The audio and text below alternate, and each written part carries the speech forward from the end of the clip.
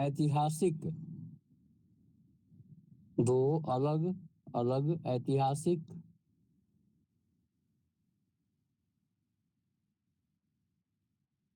पथों पर विकसित हुआ है।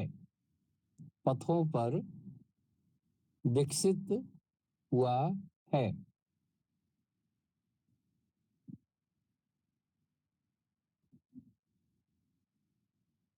तो डैश करके नंबर 1 लिखिए। इनमें से एक की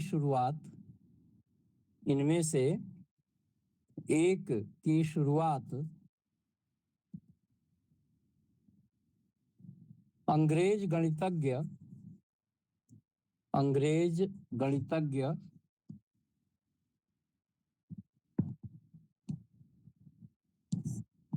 जॉर्ज बूल, अंग्रेज गणितज्ञ जॉर्ज बूल, ब्रैकेट में 1815 टू 1864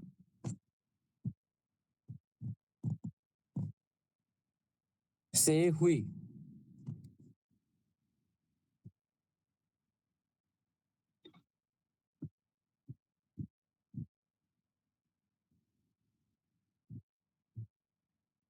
पूर्ण विराम। बूल बीजगणितीय संकेतकों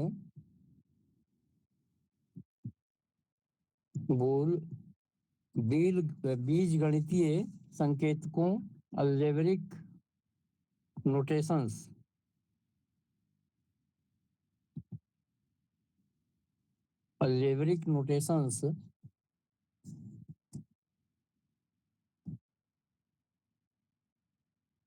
और विधियों मेथड्स और विधियों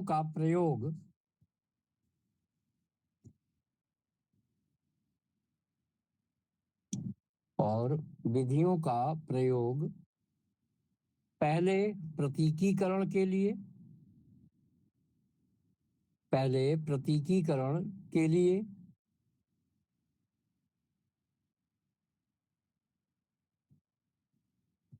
और फिर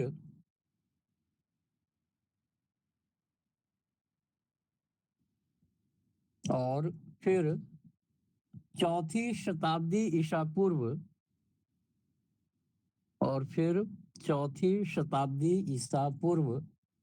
में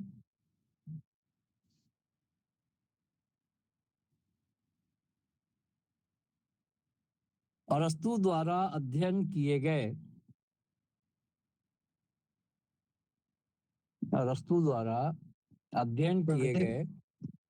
पहले प्रतीकीकरण के लिए और क्या और फिर चौथी शताब्दी ईसा पूर्व में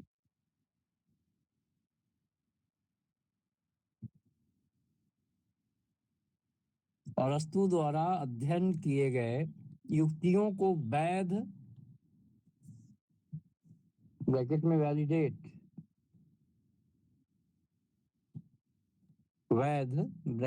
वैलिडेट करने के लिए किया। अरस्तु द्वारा कहाँ छूट गया? अध्ययन किए गए वैध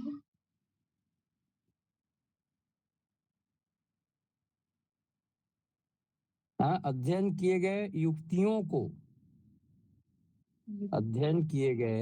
युक्तियों को वैध ब्रैकेट में वैलिडेट करने के लिए किया। फुल स्टॉप, पूर्ण विराम। इस पथ यानी मार्ग को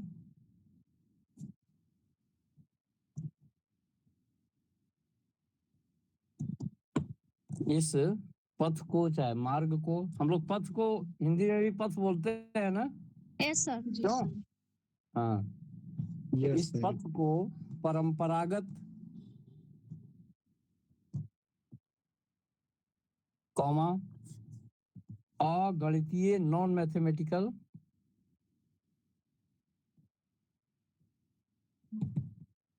अगणितीय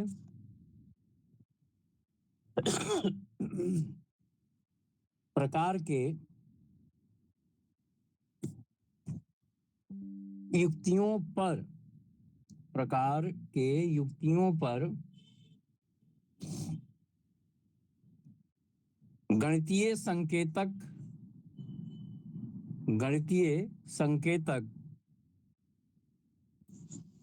सर अंकगणित के पास सर अगणितीय अच्छा सर। गणितीय अंक गणित न लिखिएगा, नॉन मैथमेटिकल है, नॉन मैथमेटिकल और गणितीय प्रकार के युक्तियों पर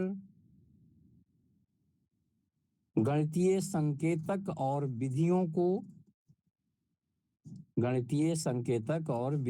को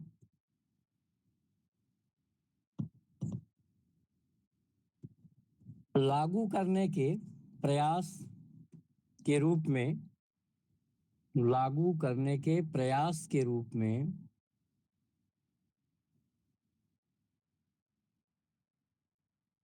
वर्णित किया जा सकता है। पूर्ण विराम। ये तो पहला मार्ग हो गया, पहला पथ। अब नंबर 2 नीचे लिखिएगा। दूसरा पथ या मार्ग अंग्रेज गणितज्ञ ऑगस्टस डे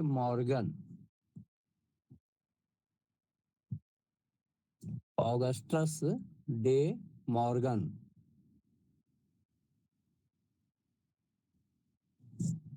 ब्रैकेट में लिखिए 1806 to 1871।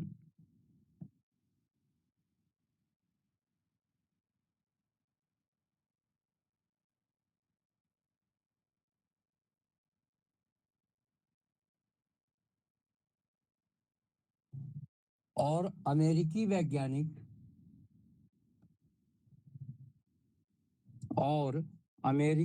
वैज्ञानिक एवं दार्शनिक चार्ल्स पियर्स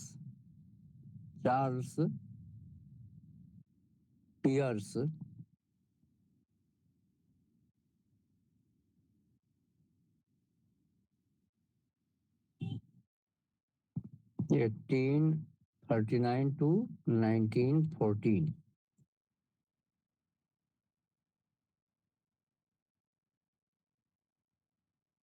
के स्वतंत्र प्रयासों से शुरू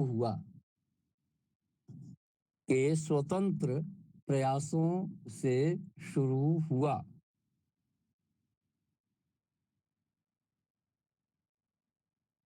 कॉमा जिन्होंने संबंधात्मक युक्तियों के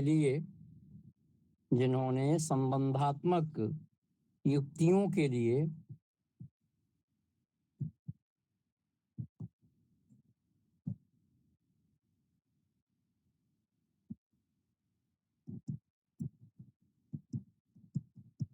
एक अत्यंत सटीक संकेतांक विकसित किया था।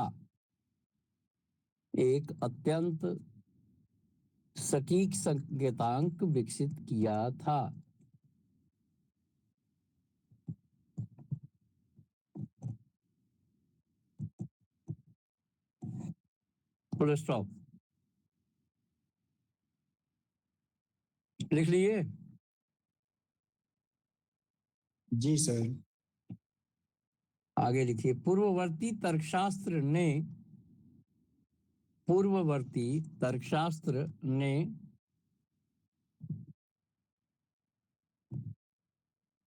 इस प्रकार के युक्ति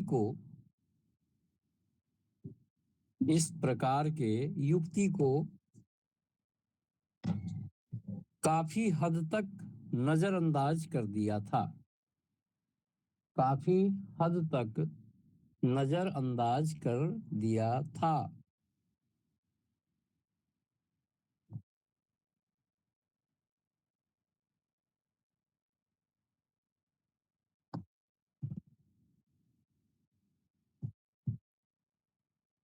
कॉमा जो फिर भी गणित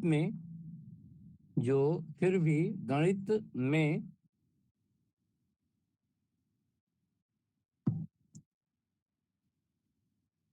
एक केंद्रीय भूमिका निभाता है।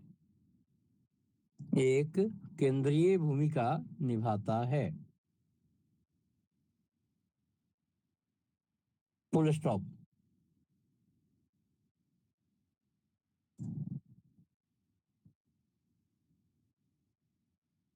इस ऐतिहासिक मार्ग को गणितीय व्युत्पत्तियों इस ऐतिहासिक मार्ग वही पथ को इस ऐतिहासिक पथ को गणितीय व्युत्पत्तियों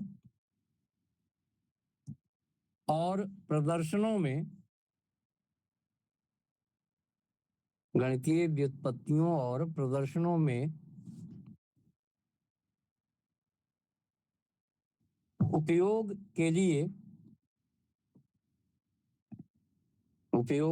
लिए एक नए अर्ध गणितीय क्वैसी अंग्रेजी लिख लीजिएगा इसका मैथमेटिकल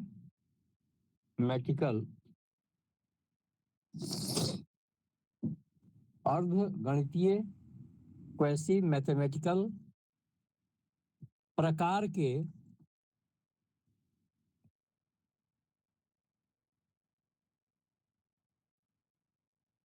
तार्किक संकेतांक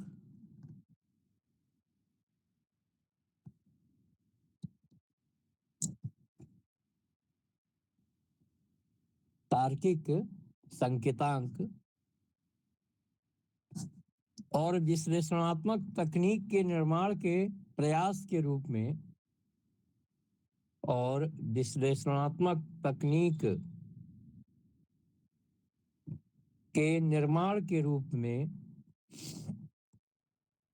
निर्माण के प्रयास के रूप में वर्णित किया जा सकता है।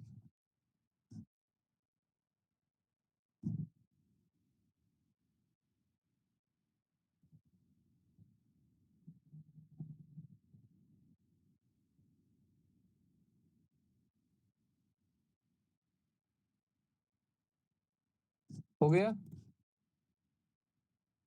हाँ जी सर। Yes sir. अब अंतिम पैराग्राफ है।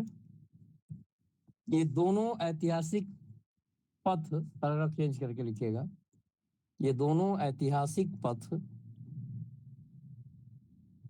जर्मन गणितज्ञ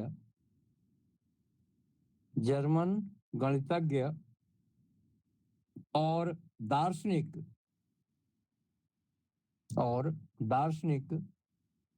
गॉटलोब फ्रेगे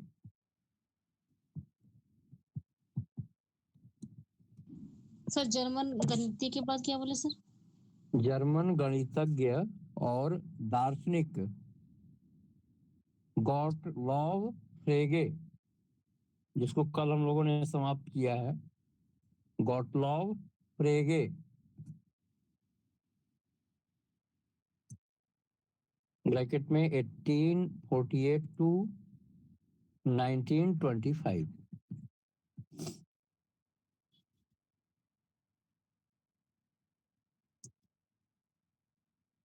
फिर कॉमा,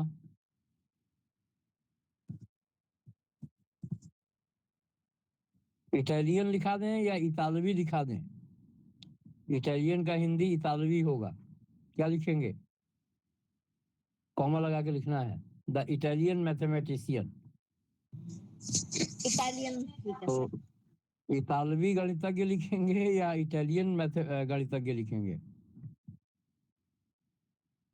बोलिए। इटालियन ज्यादा अच्छा लगता है। तो इटालियन ही लिख लीजिए। इटालियन गणितज्ञ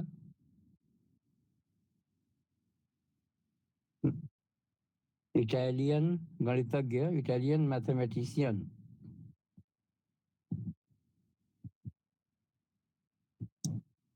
गुइसेपे पियानो। गुइसेपे पियानो ये नाम है। गुइसेपे पियानो।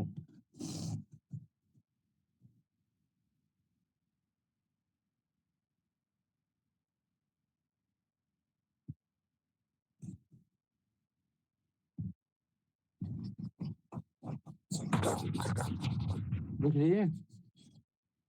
सर ये फ्रेगे के बाद लिखना था ना? हाँ, फ्रेगे के बाद लिखना था इटालियन गणितज्ञ गुइसेपे पियानो। जी सर। और कोष्ठक में लिखे, मतलब कोष्ठक में जो लिखवा रहे हैं वो एक तरीके से इनका जन्म और मृत्यु है। तो 1858 टू 1932, मतलब 1858 में पैदा हुए, 1932 में इनका स्वर्गवास हो गया।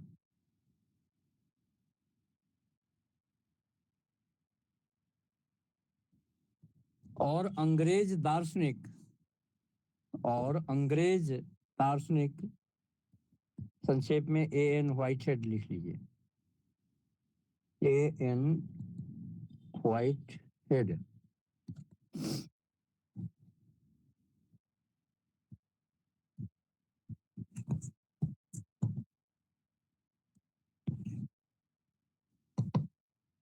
ब्रैकेट में A.N. व्हाइटहेड के लिखिए 1861 1947।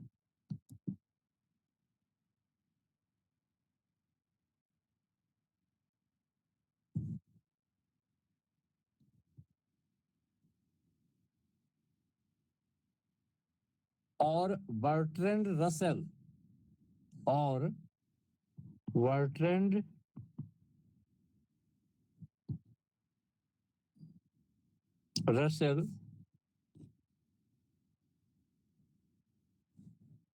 ये 1872 में पैदा हुए, 1970 तक जीवित रहे।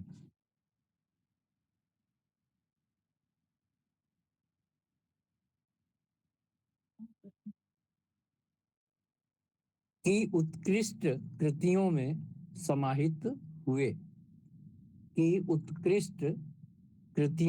समाहित हुए। कॉमा, जिनकी कृति प्रिंसिपिया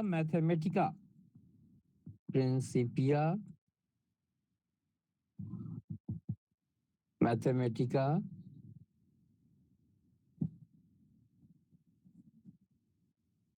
प्रतीकात्मक तर्कशास्त्र के इतिहास में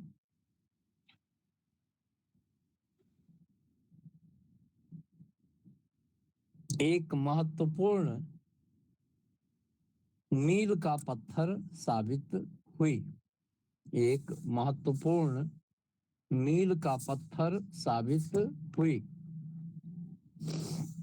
सर प्रतीकात्मक तर्कशास्त्र में एक मील का पत्थर साबित हुई। ये इतिहास में एक महत्वपूर्ण किसी का हुआ कंप्लीट या सबको छूट गया?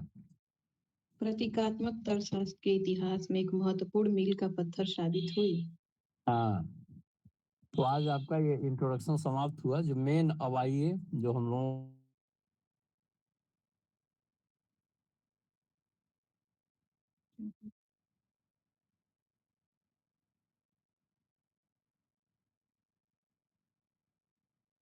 सर की आवाज नहीं आ रही।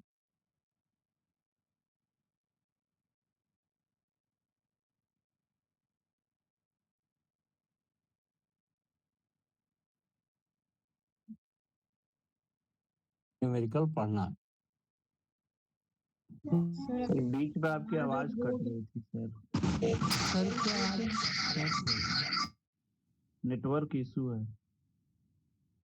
बोर्ड भी नहीं दिख रहा है।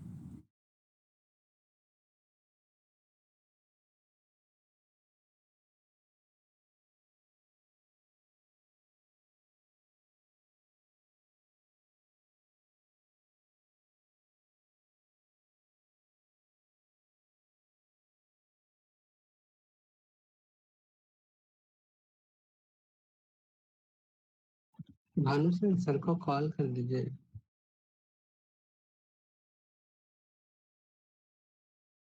अच्छा हाँ सर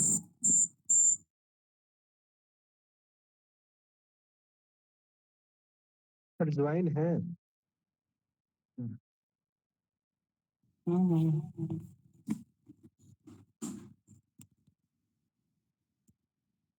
अच्छा लिफ्ट हो गए ना सर? हाँ सर।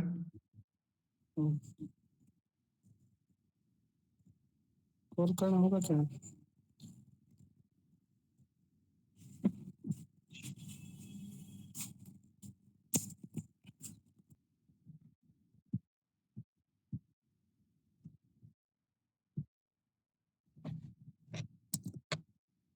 मतलब हम लोगों को ऐसे युक्तियों का अध्ययन करना है जिसमें मिश्र कथन शामिल हों।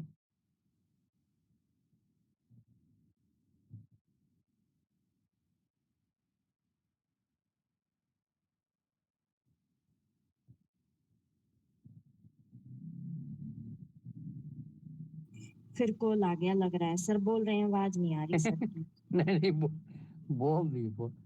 कह रहे ये लिखा आप लोगों ने? हाँ सर आवाज नहीं आ रही थी आपकी। अच्छा अब आ रही, जा रही हाँ आवाज? Yes sir. हाँ तो ये चैप्टर का नाम है, तो हिंदी में इसको क्या लिखेंगे?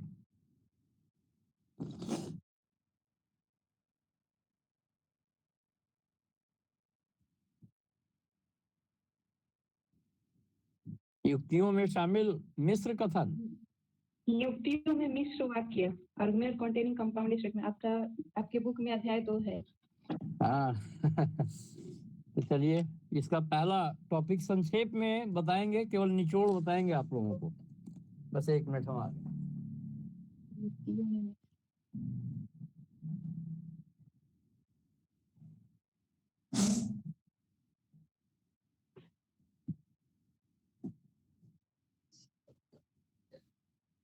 दोबारा बताना हिंदी जीनियस। युक्तियों में मिश्र वाक्य। शुरू करिए। पहला टॉपिक है इसका सरल और मिश्र कथन। बस थोड़ा थोड़ा इसको समझते चलिए।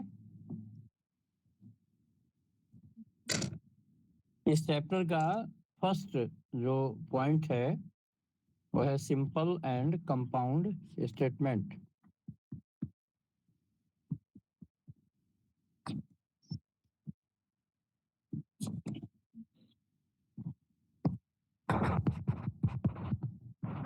सिंपल एंड कंपाउंड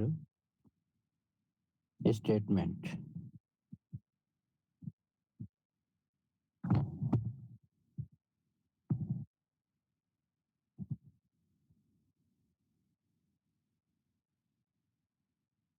तो डिफिनीशन ये सब लिखवा दें या आप लोग जानते हैं? ऐसे तो पता है सर, लेकिन एक बार बस बताते हुए चलो, लिखवाना मत। अच्छा तो ठीक है। तो सरल कथन की परिभाषा आप लोग बताएंगे, और आप लोग बताइए और हम उसको जस्टिफाई करते चलें, तो हमको लगे कि हाँ आप लोग जान रहे हैं। सिंपल स्टेटमेंट में सर कोई कंपोनेंट नहीं होता है सर, उपवाक्य। अच्छा और कोई बताए? सर सिंपल स्टेटमेंट सरल बोल वाक्य रहे का हैं जिसमें मतलब और होता है। टुकड़े नहीं हो सकते, जैसे कि कंपाउंड स्टेटमेंट में टुकड़े हो सकते हैं। अच्छा चलिए और बताइए। सरल तर्क का वाक्य वह तर्क वाक्य है जिसमें सेंटेंस में केवल एक ही ऑब्जेक्ट अपन को देखने को मिलता है सर। एक ही ऑब्जेक्ट। जैसे जैसे एक ही राम सब्जेक्ट और लिखता है। प्रेडिकेट होता है। हाँ, ये कहना सब्जेक्ट एंड प्रेडिकेट। क्या उल्टा पुल्टा बता रहे हैं आप लोग यार। Sorry sir, subject and predicate एक ही मिलता है सर। जैसे राम लिखता है। चलिए, ये तो बहुत बढ़िया डिफिनेशन निकाल ली है। और कोई बताए। सर आप एक स्टैंडर्ड डेफिनेशन लिखवा ही दीजिए, सबका क्लियर हो जाएगा। नहीं, आप लोग पिछली बार पढ़े थे ना, तो मैंने लिखवाया है, वो बहुत डिटेल में बताया है। सर जिसमें एक ही उद्देश्य और एक ही विधेय होता है। उसमें एक तर्क वाक्य होते हैं और बीच में दो तर्क वाक्य मिले रहते हैं। दो से ज्यादा भी हो सकते हैं। देखिए आप सब लोग। हाँ हाँ बोलिए। घटक के रूप में कोई अन्य कथन शामिल नहीं होता है सर। हाँ, अब किताबी भाषा आपने बताया सही। मतलब सर, ऐसा सरल कथन हुआ। हाँ हाँ बोलिए बोलिए। सर, ऐसा कथन जो एक ही विचार या तथ्यों को प्रस्तुत करता है।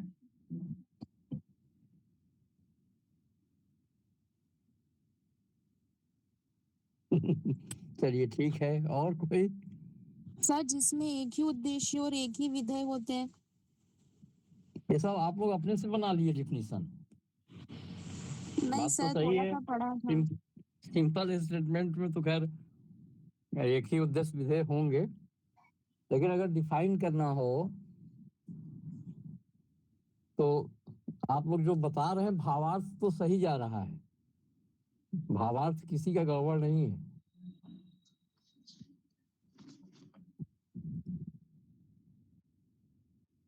देखिए, इसमें जो सरल कथन होता है, सरल कथन तो अकेला होगा ही होगा, उसमें कोई दूसरे स्टेटमेंट नहीं होंगे। और दूसरे स्टेटमेंट किस रूप में नहीं होंगे? उपवाक्य के रूप में या घटक के रूप में। तो सरल कथन वह होता है जिसमें कोई अन्य वाक्य शामिल नहीं होते, किसी उपवाक्य के भाग के रूप में या किसी घटक के भाग के रूप में। लेकिन जो संयुक्त कथन होते हैं, जिसको हम मिश्र कथन कहते हैं, मिश्र कथन में उपवाक्य के रूप में कई कथन शामिल रहते हैं। ठीक है। तो सरल कथन में कोई अन्य कथन नहीं होगा। और किस रूप में नहीं होगा? कंपोनेंट के रूप में, कंपोनेंट पार्ट के रूप में। लेकिन जो कंपाउंड स्टेटमेंट होंगे उसमें कंपोनेंट के रूप में कई अदर स्टेटमेंट हो सकते हैं।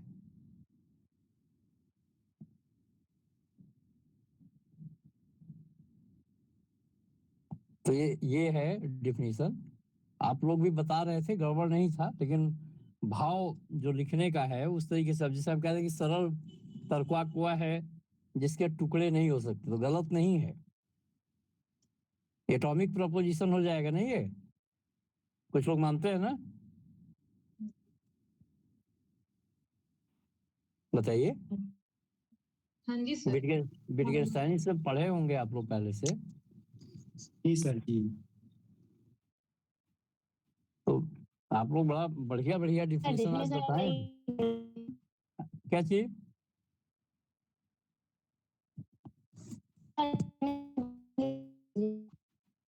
आवाज ही नहीं आ रही।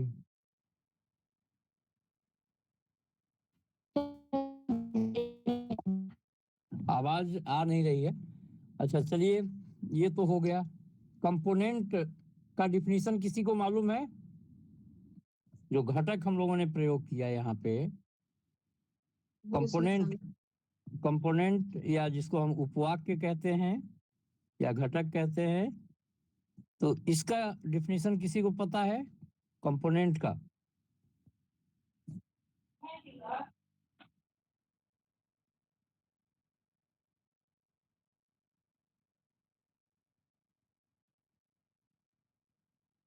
बोलिए। नहीं सर सर, इसमें कम से कम एक सरल कथन का एक घटक शामिल होता है। मिश्र क्या कथन। चीज? क्या चीज? सरल कथन का एक घटक शामिल होता है।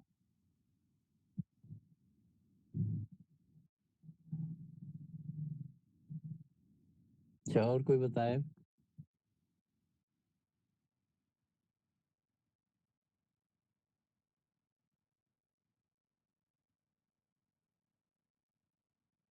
बताइए, उपवाक्य का डिफिनीशन बता दीजिए। बहुत जरूरी है सब जानना, पूछे जाते हैं ये सब प्रश्न, पूछे जाते हैं। अगर सर आपसे कोई पूछे। हाँ बोलिए। सर जिसमें मैंने किसी एक ही व्यक्ति की बात हो रही हो या फिर एक ही वस्तु की बात हो रही हो। ये तो एक क्या कहानी आप लोग सुना रहे हैं, लॉजिक नहीं पढ़े हैं आप। पिछली बार पढ़ाए हैं वो उसमें से कितने लोग हैं इस ग्रुप में बैठे हुए?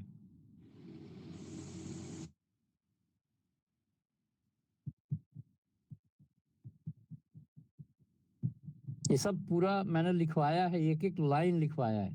देखिए, कंपोनेंट का मतलब होता है कि जिस कथन को आप कंपोनेंट कह रहे हैं वह स्वयं में एक वाक्य हो। इसके लिए दो शर्तें हैं। नंबर एक यही है कि जिसको आप कंपोनेंट कह रहे हैं वो अपने आप में एक स्टेटमेंट होना चाहिए, और दूसरी शर्त यह है कि अगर उस कंपोनेंट के जगह किसी अन्य स्टेटमेंट को रिप्लेस कर दिया जाए तो वह मीनिंगफुल हो, सार्थक हो। ये डिफिनीशन है उपवाक्य का, कंपोनेंट का।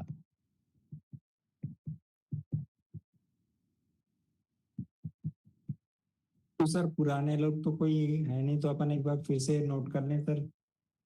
पुराने कोई नहीं है, ऐसा हो नहीं सकता।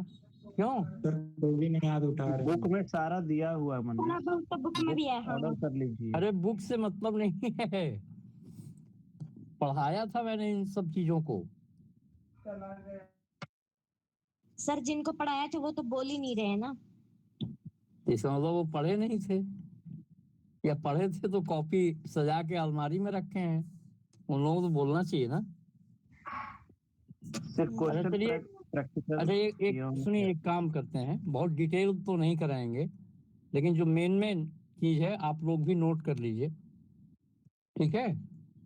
तो चलिए शुरू करें। मतलब उतना डिटेल में नहीं बताएंगे जितना डिटेल में पहले हमने पढ़ाया था, लेकिन जो मेन चीजें पूछी जा सकती हैं वो आपको जानकारी होनी चाहिए। तो शुरुआत करिए। तो अभी रहने देना, सिंपल कंपाउंड वाला और कंपोनेंट वाला ये तो लिख लिया हम लोगों ने। क्या लिख लिया बताइए? सरल तर्क वाक्य का बताया था कि मतलब एक तर्क वाक्य जिसमें अन्य वाक्य या उपवाक्य शामिल नहीं होते। मिश्र कथन के बारे में, इसमें उपवाक्य के रूप में कई कथन शामिल होते हैं। अच्छा ठीक, एग्जाम्पल भी लिख लीजिए। हाँ एग्जाम्पल लिखवा दीजिए सर। या छोड़िए, जाने दीजिए, अगर सब लोगों ने नोट किया है तो कंपोनेंट का। हाँ सर प्लीज एक बार इंग्लिश में बोल दीजिए। अगर आप सारे लोग इसको नोट ही कर लीजिए, लिखिए, फिर से लिख लीजिए। देखिए, समस्त कथन को दो भागों में या दो प्रकारों में विभाजित किया जा सकता है। The all statements can be divided into two kinds. सभी कथनों को दो प्रकारों में विभाजित किया जा सकता है या बांटा जा सकता है। तो डैश करके लिखिएगा। नंबर 1 सरल कथन, सिंपल स्टेटमेंट।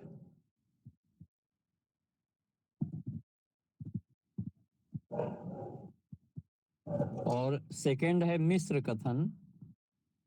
अब जरूरी नहीं कि हम मिश्र लिख रहे हैं तो सभी मिश्र ही लिखें, इसको हिंदी में लोग संयुक्त कथन भी कहते हैं, कुछ लोग इसको जटिल कथन भी कहते हैं, लेकिन अंग्रेजी में है कंपाउंड।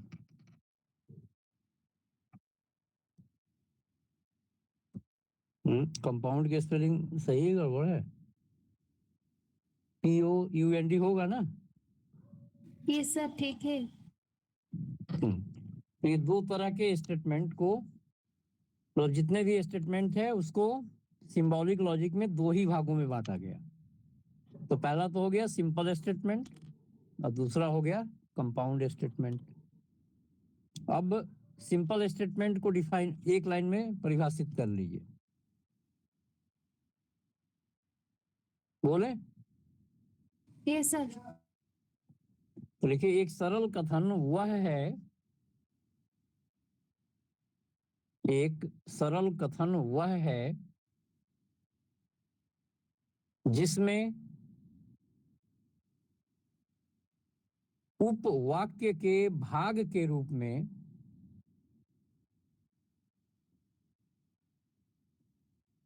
कोई अन्य कथन शामिल नहीं होता, कोई अन्य कथन शामिल नहीं होता।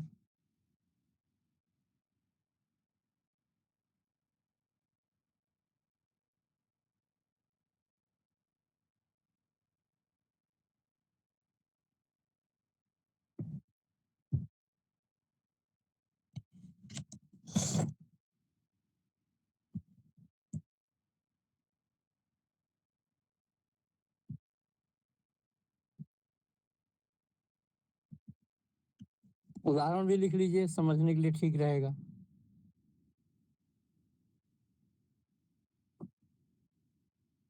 इंग्लिश में भी बोलना है?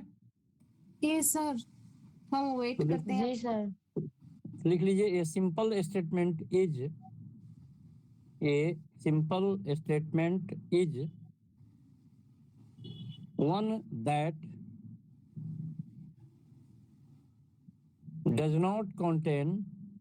does not contain any other statement as a component part. For example, अब देखिए एक चीज मैं आपको बता दूं, सिंबॉलिक लॉजिक में जितने भी एग्जाम्पल हम लेंगे सब इंग्लिश में लेंगे, हिंदी में कहीं नहीं बताएंगे आप लोगों को। Yes sir. क्योंकि सिंबोलाइजेशन इंग्लिश में आसान है, हिंदी में कठिन है, हिंदी में नहीं कर पाएंगे आप लोग। जी सर। हाँ, तो इसमें इंग्लिश में ही आप लोगों को उदाहरण लिखना है।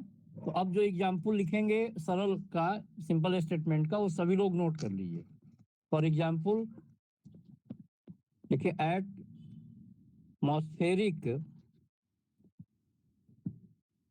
Atmospheric testing of nuclear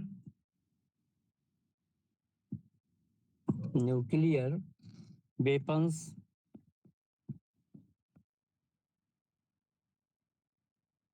will be discontinued। और इसका कारण आपको बताएंगे कि क्यों हम लोग इसको हिंदी में नहीं लिखेंगे। या आप जो लोग पढ़े होंगे उनको मालूम होगा, क्योंकि जो स्टेटमेंट है इसको अगर सिंबलाइज करना होगा तो या तो इसके सब्जेक्ट का पहला अक्षर ए है ना, इसको यस सर। ये हो जाएगा इसका सिंबलाइजेशन। या फिर अगर दो स्टेटमेंट्स दिए हैं, दोनों के सेम सब्जेक्ट हैं, तो फिर जो लास्ट वाला प्रेडिकेट होगा इसको ले लेंगे सिंबलाइजेशन में। तो इसीलिए इसमें अंग्रेजी में ही हम लोगों को समझना है, हिंदी में नहीं समझना है। तो अब देखिए, atmospheric testing of nuclear weapons will be discontinued. अब इसमें कंपोनेंट पार्ट के रूप में कोई अन्य स्टेटमेंट है? सर, ये कंपोनेंट पार्ट मींस कौन सी पार्ट को आप बोलते हैं? चलिए अभी कंपाउंड लिख लीजिए तो फिर समझ में आएगा। कंपोनेंट पार्ट का मतलब होता है जो स्वयं अपने आप में एक वाक्य हो, स्टेटमेंट हो।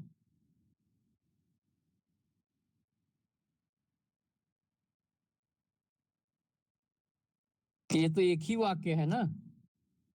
अब इसमें अगर सर कंपाउंड पढ़ेंगे तब आपको समझ में आएगा कि इसमें हम कंपोनेंट कह किसको रहे हैं।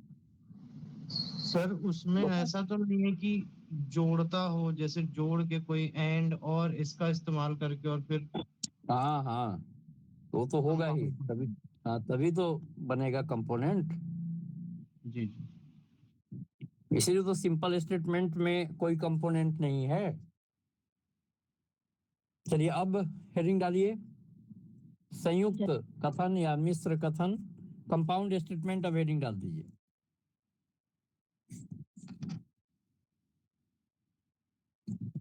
और यहाँ पे जो हमने लिखा है ए क्या है? एक तरीके से इसका सिंबलाइजेशन है।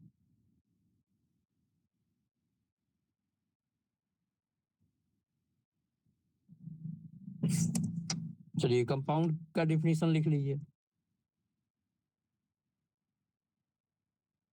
हर एक मिश्र कथन में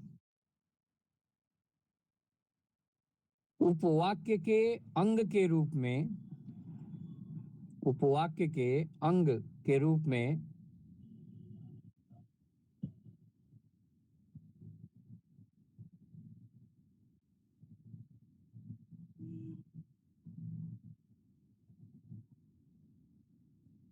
अन्य कथन शामिल रहते हैं या अन्य कथन होते हैं। Every compound statement does contain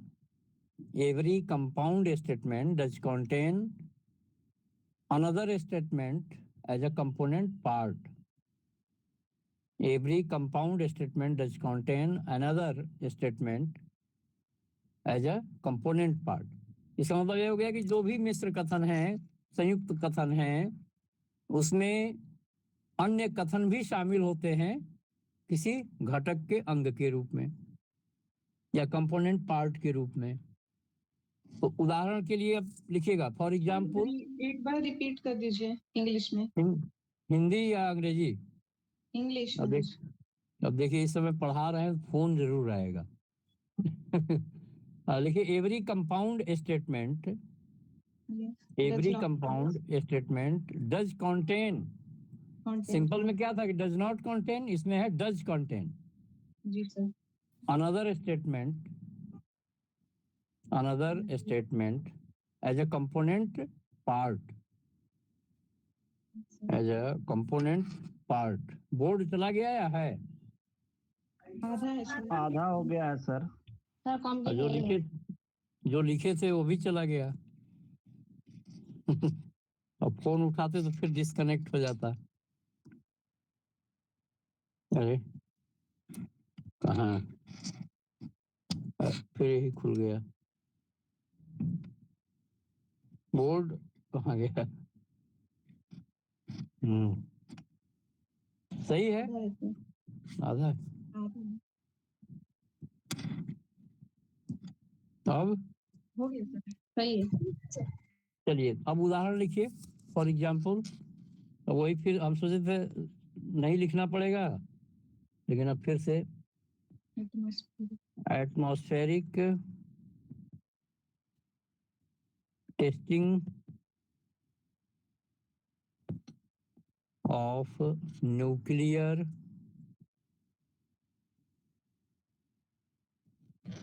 weapons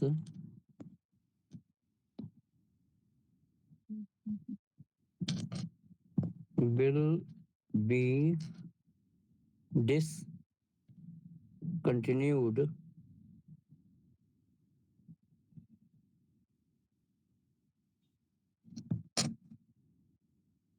और, अब देखिए ये और यहाँ पे क्या है? लॉजिकल कांस्टेंट है, तार्किक अचर है ये। तो और को जरा अंडरलाइन करिएगा। This planet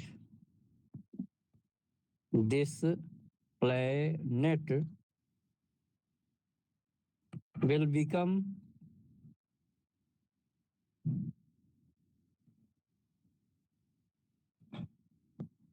uninhabitable.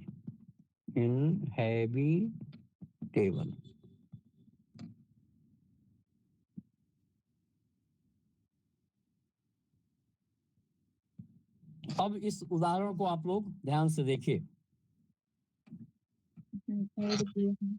और के पहले ये देखिए और है ना, इसके पहले एक स्टेटमेंट है, ये सिंपल स्टेटमेंट हो गया ना, और का पहला वाला पार्ट।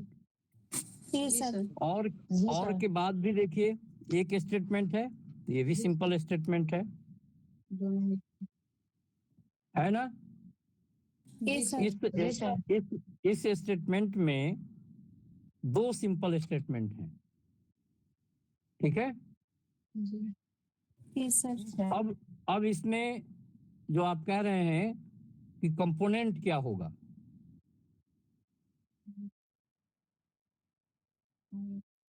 तो बताए कोई कंपोनेंट क्या होगा?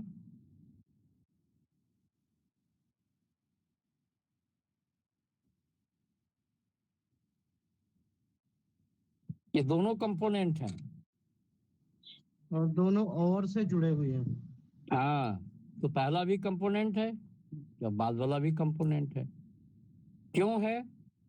तो इसके 2 कंडीशंस हैं। दोनों कंडीशंस में पहली कंडीशन तो ये है कि जिसको आप कंपोनेंट कहेंगे,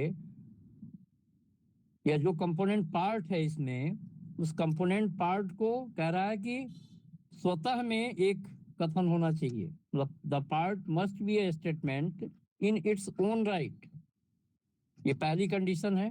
और सेकंड कंडीशन ये है कि जब उस कंपोनेंट पार्ट्स के जगह पे रिप्लेस करके किसी भी अन्य कथन को हम रख दें, तो वो मीनिंगफुल होना चाहिए। उसका जो परिणाम होगा रिप्लेसमेंट का, वो सार्थक होना चाहिए। तो ये तो समझ में आ गया ना कि ये कंपाउंड स्टेटमेंट है। Yes sir. जी सर। यानी इसमें आप अगर देखिए तो दोनों ही सरल कथन यहाँ पर उपवाक्य के रूप में प्रयोग किए गए हैं। ठीक, अब जरा कंपोनेंट लिख लीजिए। सर इसको अगर सिंबलाइज करेंगे तो कैसे करेंगे, जैसे उसको ए से किया था? तो अब यहाँ पे है ना कि दिस प्लेनेट विल बिकम अनइनहेबिटेबल। तो जैसे अब दोनों यहाँ पे आ गया, तो पहले वाले में डिसकंटिन्यू डी ले लीजिए, इसमें यू ले लीजिए, तो डी बेज ए होगा, दिया रहेगा, आपको अपने से नहीं करना है। जब भी सिंबलाइजेशन करेंगे उसके एब्रिविएशंस दिए रहते हैं, और अगर नहीं दिए हुए हैं तो चूंकि ये 2 डिफरेंट स्टेटमेंट्स हैं, तो इसके सिंबल भी 2 डिफरेंट लेटर में होने चाहिए। अपने मन से भी तो ले सकते हैं ना सर, एक्स वाई या कुछ भी। नहीं, ऐसे कैसे ले लेंगे? ओके सर, ठीक। जो भी लेंगे इसी स्टेटमेंट से ही तो लेंगे।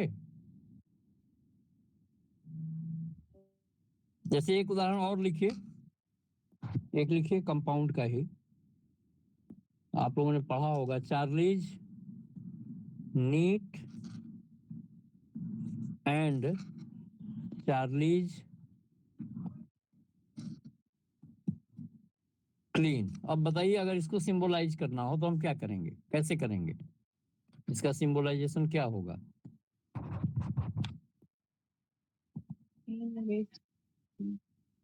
अब यहाँ देखिए सब्जेक्ट दोनों के सेम है, दोनों डिफरेंट स्टेटमेंट है या सेम है? पहले ये क्लियर कर लीजिए। सर डिफरेंट है ना? डिफरेंट है, लेकिन दोनों के सब्जेक्ट सेम है, दोनों चार्ली के लिए ही कहा गया है ना जी। तो जब हम सिंबलाइजेशन करें तो इस बात का ध्यान रखें कि अगर डिफरेंट स्टेटमेंट हैं तो सिंबल भी डिफरेंट होने चाहिए। तो हम क्या करेंगे, प्रेडिकेट देखिए इसका नीट है तो एन ले लीजिए, एंड के लिए डॉट का प्रयोग होता है, और इसका प्रेडिकेट क्लीन है तो सी ले लीजिए। डिफरेंट सिंबलाइजेशन हो गया ना इसका? जी सर। Yes sir. तो अगर सब्जेक्ट सेम हो डिफरेंट स्टेटमेंट के, तो हम प्रेडिकेट से उसको सिंबलाइज करेंगे। ये सब समस्या तब है जब एब्रिविएशंस नहीं दिए होंगे। मान लीजिए हमने जैसे जो प्रश्न पूछे गए उसमें एब्रिविएशंस दिया रहेगा कि चार्लीज नीट के लिए आप एन का प्रयोग करें, चार्लीज क्लीन के लिए सी का, तो आप यही एब्रिविएशंस यूज करेंगे। या मान लीजिए उसने दे दिया कि चार्लीज नीट के लिए आप ए का प्रयोग करिए, चार्लीज क्लीन के लिए बी का, तो आप ए बी का प्रयोग करेंगे। वो दिया रहेगा, आपको अपने से नहीं करना है। हाँ यही पूछ रहा था सर, डिफरेंट भी तो रह सकता है। हाँ रह सकता है, अब वो उसमें जो पूछना सवाल पूछेगा वो अपने हिसाब से दे सकता है, लेकिन जनरली ए बी देगा नहीं, देगा इसी स्टेटमेंट से ही, जो स्टेटमेंट है उसी से पूछा जाएगा। अच्छा, कंपोनेंट का डिफिनीशन लिख लीजिए घटक का।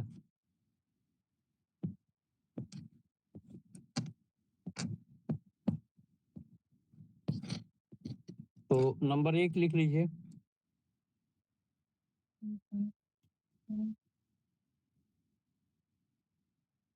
देखिए, उपवाक्य को स्वयं में एक कथन होना चाहिए। उपवाक्य या घटक को स्वयं में एक कथन होना चाहिए।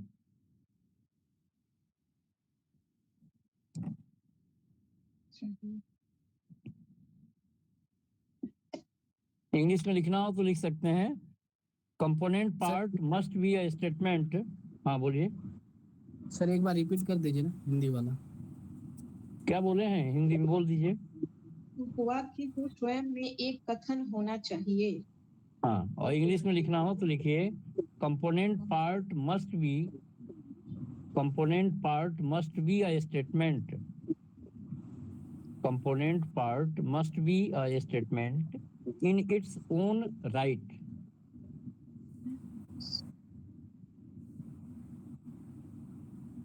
और दूसरा लिख लीजिए, यदि किसी बृहद कथन में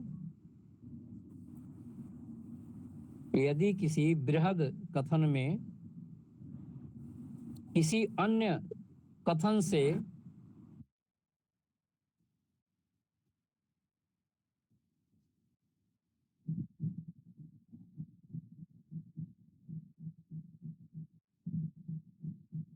उसे स्थानांतरित किया जाए या स्थानापन्न किया जाए, रिप्लेस किया जाए, या इस तरह लिख दीजिए, किसी बृहद कथन में उसके किसी अन्य कथन को रख दिया जाए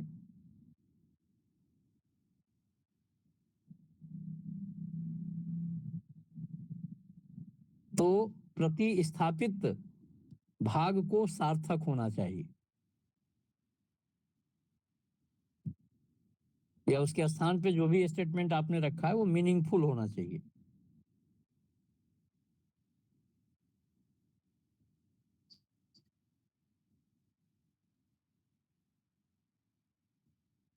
सर इंग्लिश में बोल दीजिए। तो लिख लीजिए, if the part is replaced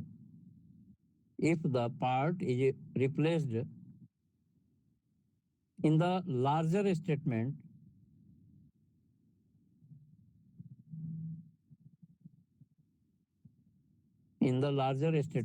by any other statement, comma, the result of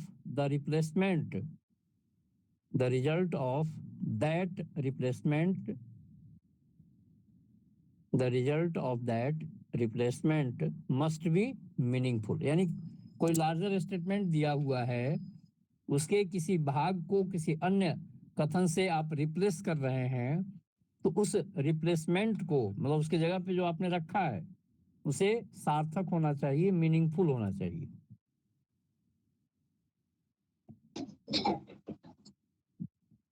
sir इसका दूसरा पॉइंट रिपीट कीजिए तो। इंग्लिश में क्या? इंग्लिश या हिंदी?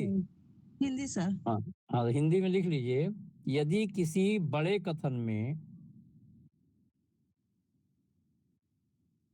उसके किसी भाग को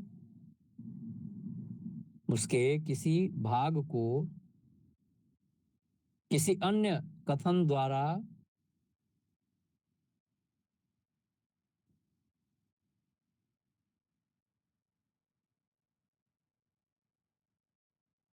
अन्य कथन द्वारा रख दिया जाता है,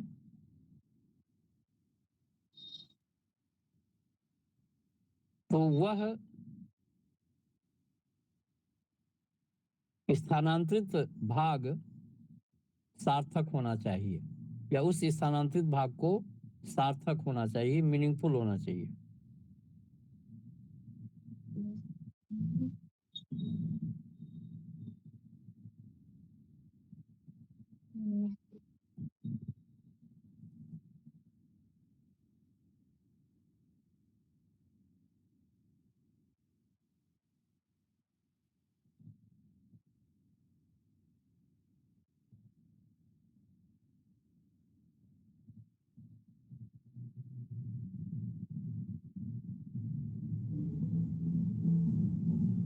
हो गया?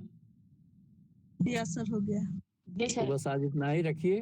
कल हम लोग पढ़ेंगे कंजंक्शन, निगेशन, नहीं या एक चीज और पढ़ा दें क्या आप लोगों को कल? जो सत्यता फलनात्मक कथन होते हैं, एक सत्य फलनात्मक होता है, एक असत्यता फलनात्मक होता है, इससे भी पूछा जाता है सवाल। तब फिर कंजंक्शन, निगेशन, इन सब चीजों पे आते हैं। चलिए कल कुछ चीजें और बता के तब आएंगे निगेशन पे, कंजंक्शन पे। ठीक है, तो चलिए आज इतना ही रखिए। खुश रहिए। प्रणाम सर। खुश रहिए। सर प्रणाम सर। खुश रहिए।